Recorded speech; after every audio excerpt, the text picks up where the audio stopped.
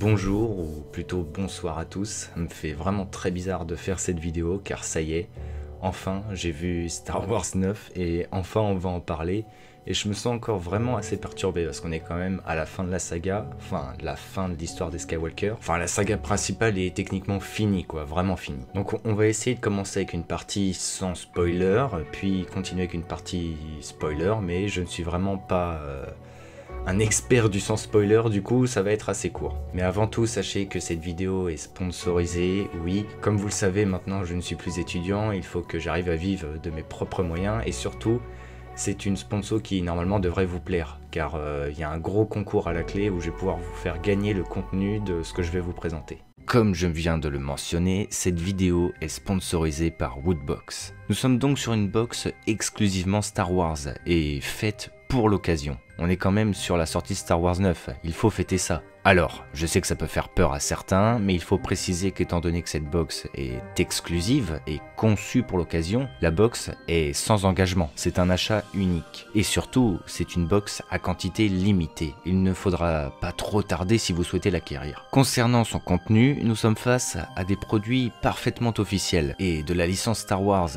et ça, je ne vous cache pas que c'est un gros point fort. Nous avons tout d'abord une tasse Stormtrooper avec l'emblème de l'Empire. Rassurez-vous, pour l'avoir testé, c'est bien une tasse qui passe au micro-ondes. Le second produit est une casquette officielle de la licence avec le logo Star Wars.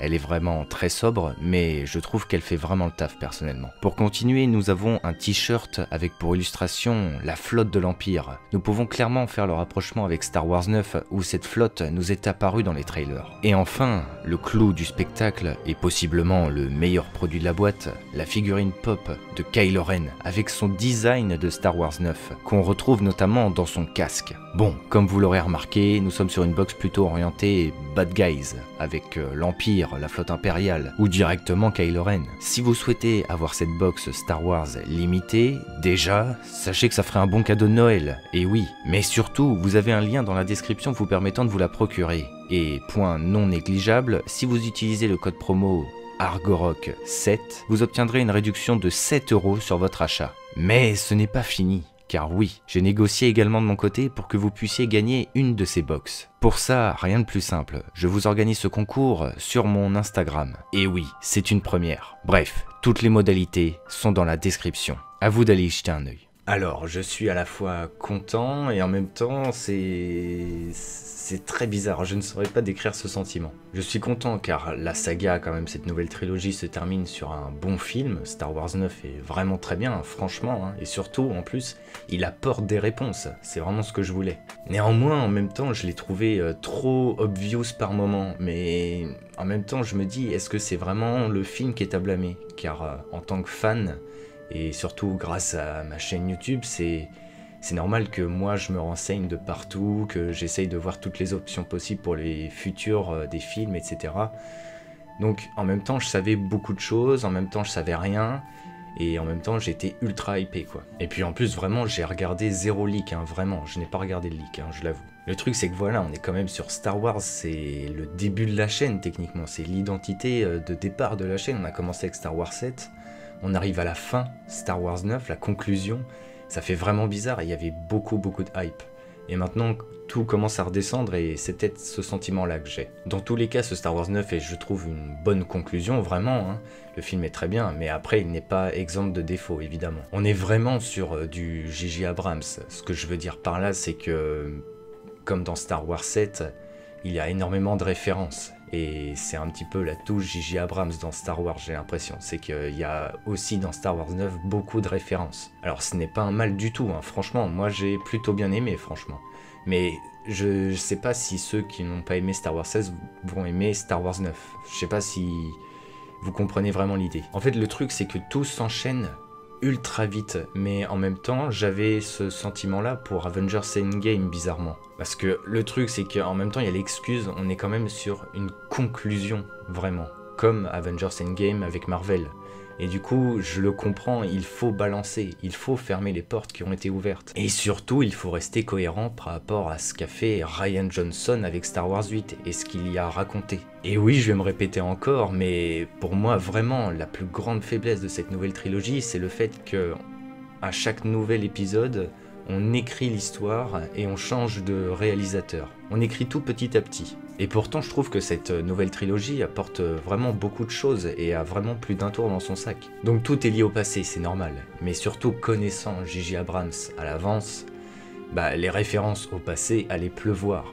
Mais vraiment, je trouve que ça a été bien fait. Vraiment, vraiment, je suis sincère. Enfin voilà, je sais pas trop quoi dire de plus pour toute la partie sans spoil. Je suis pas très bon là-dessus, donc ce que je vous propose, c'est qu'on passe maintenant à la partie spoiler, où là on va pouvoir un peu plus se lâcher et aller plus en profondeur. Nous avons tout d'abord le retour de Palpatine. Et je sais pas. Enfin, je trouve ça très très audacieux. Je trouve ça même limite culotté de faire revenir Palpatine. Parce que Palpatine, ça veut dire qu'il y a beaucoup derrière, quoi, si on fait revenir Palpatine. Car vraiment, pour moi, il était mort dans Star Wars 6, et pour moi, il n'y avait aucune raison qu'il survive. Après, il pouvait... Je sais qu'il, dans l'univers étendu, enfin, si c'est l'univers étendu, le problème, c'est que je suis pas expert Star Wars non plus, quoi. Mais je sais qu'au final, il survit, entre guillemets. Il passe de corps en corps, il me semble. Son esprit passe de corps en corps. Comme on le voit un peu avec Rey à la fin, il utilise un peu le même procédé, enfin, il l'explique. Mais techniquement, il ne devrait plus avoir de corps physique pour moi. Car après l'épisode 6 quand même, genre, il est mort dans une explosion, l'explosion de l'étoile de la mort, et ça m'a fait bizarre de le revoir en chair et en os, quoi. Mais... je respecte ce choix au final et j'étais très content de revoir Palpatine. Néanmoins, je me demande, est-ce que ce ne serait pas un peu la solution de facilité de faire revenir Palpatine? Car le truc, c'est que si on fait revenir Palpatine, c'est que Palpatine, c'est le mec qui est à l'origine de tout en fait. Dans tout Star Wars, tous les conflits, etc., il a toujours été le mal. Et du coup, le faire revenir encore une fois, je me demande, est-ce que ce serait pas un peu facile, surtout que du coup, bah évidemment, il était derrière Snoke, il est derrière les voix de Kylo Ren qui étaient en sa tête, et surtout, il est derrière tout le background de Rey également. En fait, c'est genre le point qui réunit tout. Il est également à l'origine de l'exil de Luke, qui au final était à sa recherche.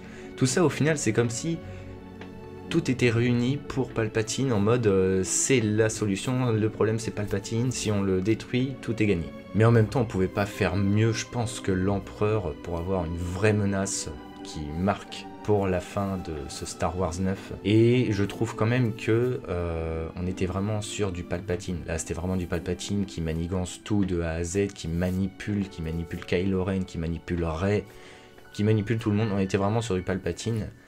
Et ça a été bien respecté, je trouve. Et j'étais franchement assez content quand même de revoir Palpatine, je l'avoue. Donc il y a des défauts, mais il y a aussi des qualités, évidemment. Mais surtout, en fait, je sais plus vraiment où m'en tenir par rapport à l'univers étendu, en fait. Parce que du coup, ça, c'est quelque chose que je maîtrise pas vraiment, l'univers étendu de Star Wars. Et il y a des trucs que maintenant, en fait, Disney prend en compte. Et qu'avant, ils avaient tout mis de côté en mode, non, ça, c'est pas dans les films, il y a rien, ça a aucun rapport. Et maintenant, ça l'est. Donc après, je sais que Darth Plagueis était quand même considéré comme quelqu'un de canon dans les films, puisque Palpatine en parle dans l'épisode 3, et il y a même une référence à ça. Il redit exactement la même phrase que dans Star Wars 3, à un moment, avec des pouvoirs considérés comme contraires à la nature, je me souviens plus exactement. Enfin voilà, passons à Rey. Rey, je crois que c'est à cause d'elle en fait que j'ai ce sentiment bizarre en moi. Parce qu'en même temps, j'aime beaucoup Rey, hein. Franchement, je trouve que c'est un super personnage. Je trouve qu'elle apporte vraiment beaucoup, etc. Et je voulais absolument des réponses sur ses origines, etc. C'était vraiment, je pense, la chose que je souhaitais le plus dans toute cette nouvelle trilogie depuis Star Wars 7. Mais pourquoi ce choix en fait? Pourquoi Palpatine? Pourquoi Rey Palpatine? J'arrive pas à comprendre vraiment l'idée derrière tout ça. Je me dis encore que c'est un peu une sorte de solution de facilité, quoi. Il faut trouver des origines à Rey, on fait revenir Palpatine, elle est liée à Palpatine. C'est limite trop facile. Et ce que je me demande, est-ce que c'est vraiment une pure invention, ou est-ce qu'il y a quand même une inspiration derrière tout ça? Parce que je connais pas trop l'histoire de Palpatine, et je crois qu'elle est pas très très connue non plus. Mais je sais pas s'il a eu une descendance par la suite, et puis surtout comment justifier ça dans le film. Est-ce que Palpatine avait une femme au final? je suis vraiment perturbé par rapport à ça, et je pense qu'il faudrait que je revoie Star Wars 9, et même que je me renseigne plus de mon côté, parce que j'avoue que je suis vraiment perturbé par rapport à ça. Bon, en tout cas, ce choix, il est fait, il est présent, je le respecte, hein, franchement, hein, c'est pas non plus une mauvaise idée en soi, parce qu'après tout, s'il faut vraiment donner des origines à Rey, ça aurait été l'enfant de qui, techniquement? Donc le fait que ce soit Palpatine apporte des choses quand même plutôt intéressantes, dont la diade avec Kylo Ren. Effectivement, comme le laissait supposer les trailers, et c'est quelque chose que je pensais grandement avec ce Star Wars 9, c'est que voilà, Rey et Kylo Ren étaient toujours en confrontation, et qu'au final, il fallait pour moi qu'ils s'unissent, pour justement trouver raison et réussir là où ils arrêtent pas de pécher à chaque fois, quoi. Et c'est ça que je trouve hyper intéressant, parce que du coup, l'union fait la force, et surtout pas n'importe quelle union. L'union d'un Skywalker et d'une Palpatine. Deux noms qui n'ont pas du tout la même origine.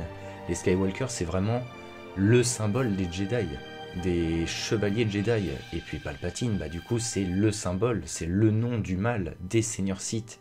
Du coup, Sith et Jedi, et Sith et Jedi réunis, du coup, techniquement, mais juste de par leur nom, je veux dire. C'est pas genre, c'est pas genre Rey est une véritable Jedi et Kylo Ren un véritable Sith, mais leurs noms ont un lourd passé, et ils ont toujours été en confrontation, comme des ennemis. Et ça, c'est un symbole que j'ai trouvé vraiment très fort, et très intéressant dans ce Star Wars 9. Bon, quelque chose que j'ai trouvé par contre un petit peu, où je suis un peu plus mitigé, c'est par rapport à ses parents du coup. Les parents de Rey du coup sont des nobody, hein, ces personnes, ils étaient contre Palpatine, hein, qui voulait du coup sa petite fille, et ils ont voulu la sauver, la protéger, ils l'ont laissée sur Jakku, soit. Mais du coup, au point genre que Rey change de nom, tu vois, je sais pas, genre c'est... En même temps, je comprends, elle a toujours été entourée de Skywalker, du coup elle se considère comme une Skywalker, et son nom est un nom très lourd à porter, hein, c'est un nom que tout le monde connaît, Palpatine, ça a une très grosse consonance, mais genre au point qu'elle change de nom, je sais pas, tu vois, je trouve ça étrange, je sais pas. Parce que genre, je pense à, par exemple, à Benedict Cumberbatch, je fais un rapprochement qui est hyper loin, mais Benedict Cumberbatch en fait a un nom qui est très dur à porter, car justement, un de ses aïeuls a fait des choses horribles, du coup c'est un nom très connu pour des mauvaises choses au final, et lui du coup a gardé ce nom, et essaye d'en faire quelque chose de bien. Et je me dis que ça aurait été sympa de faire cette même symbolique avec Rey. Mais en même temps, je comprends ce choix de Skywalker, par exemple. Bon, j'avoue, le rapprochement était quand même très lointain. Bon, du coup, je suis content. N'empêche d'un truc, c'est que j'avais un peu imaginé cette chose, c'est que du coup, on est vraiment à la fin de la saga principale, techniquement. Du coup, le conflit Sith et Jedi qui a toujours été, techniquement, il prend fin. Et on a vraiment toute cette symbolique avec Palpatine, où justement tous les Sith sont avec lui, tous les anciens Sith, etc., tout le passé, le background, il symbolise les Sith à lui tout seul pour cette fin, comme Rey symbolise tous les Jedi, tout l'apprentissage Jedi, tous les Jedi qui ont vécu auparavant, genre vraiment l'ultime affrontement entre Sith et Jedi. Et du coup, est-ce qu'on est sur une véritable fin? Car au final, est-ce que Rey est vraiment neutre à la fin? C'est ça qui me perturbe, car du coup, techniquement, l'équilibre n'est pas vraiment respecté, puisqu'il reste une Jedi. Les Jedi sont toujours présents. Et du coup, en fait, c'est son sabre qui me perturbe, et je crois que on a la réponse en vrai. C'est que Rey semble neutre, car du coup, elle laisse les deux sabres de Luke et de Leia sur Tatooine, en mode, voilà, les Jedi c'est la fin, on referme, on retourne là où tout a commencé, techniquement, symbolique. Et elle a un sabre qui semble plus genre faire neutre, genre il reste que les utilisateurs de la force, donc la fin des Sith et des Jedi. Bon, maintenant passons à Kylo Ren. Alors Kylo Ren, c'était vraiment trop obvious ce qui allait se passer par rapport à Kylo Ren, et je pense, et je suis même sûr que c'était l'une des choses auxquelles J.J. Abrams et Rian Johnson s'étaient mis d'accord dès le début. Alors évidemment, on a une référence un peu à Dark Vador, mais un peu en inversé du coup, puisque Dark Vador a été sauvé par son enfant Luke, qui l'a ramené du bon côté, alors que là c'est plutôt l'inverse, c'est les parents qui ont ramené Kylo Ren, enfin Ben Solo du coup, du bon côté. Donc on est vraiment comme dans une sorte de miroir avec cette nouvelle trilogie, avec justement Rey qui est une Palpatine gentille, et du coup Ben avec l'histoire d'être sauvé par ses parents, quoi. Nous avons justement aussi la référence à Star Wars 7 où il est face à Han Solo, il le tue, et cette fois-ci non pas du tout, c'est ce qui va le sauver, et là bon, la référence elle est énorme, on peut pas passer à côté. Alors je suis pas contre ce choix du tout, parce que je crois que c'est même l'une des théories, mais des premières que j'ai imaginées. Et c'était même trop obvious quoi, dès le 7, c'était trop obvious je pense. Après j'ai vraiment toujours autant aimé le personnage dans ce film là, je suis plutôt content de ce qu'il est advenu, et nous sommes face à un très bon personnage, Kylo Ren au final. Néanmoins, c'est le problème je trouve du film, c'est que tout va trop vite, et du coup son passage du bon côté se fait je trouve en vraiment une demi-seconde quoi, je sais pas trop comment dire, mais en fait la mort de Leia était touchante,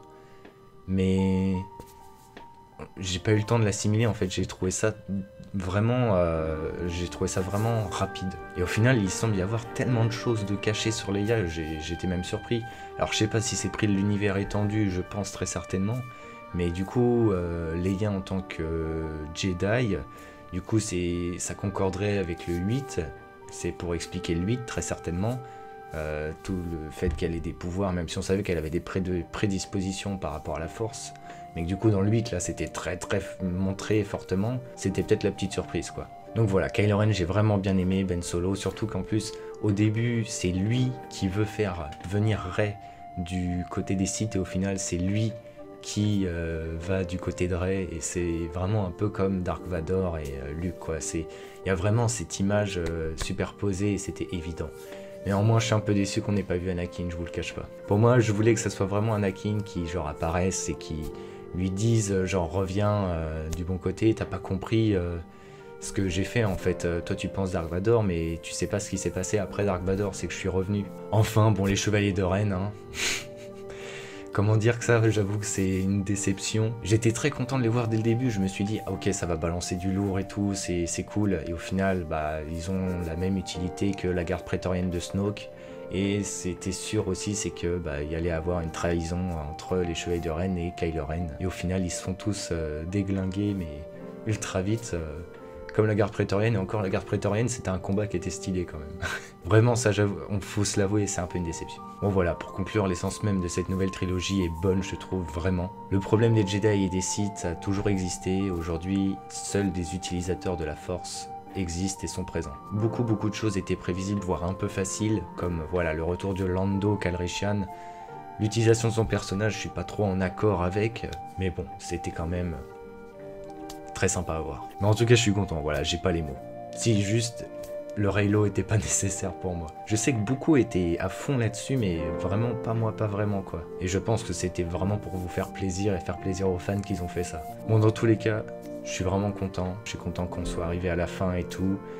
Écoutez, est-ce qu'on ferait pas un petit dernier 3 théories un peu ultime pour honorer tout ça et boucler la boucle? On a commencé avec Star Wars 7, on finit avec Star Wars 9. Dans tous les cas, il faut que je le revoie pour comprendre plus de choses. Merci à tous de m'avoir écouté, n'hésitez pas à laisser votre plus beau pouce bleu, à vous abonner à la chaîne, à me suivre sur Twitter et Instagram, justement il y a le concours. Et puis bah, c'était Targorok, et que le Lionheart soit avec vous. Allez.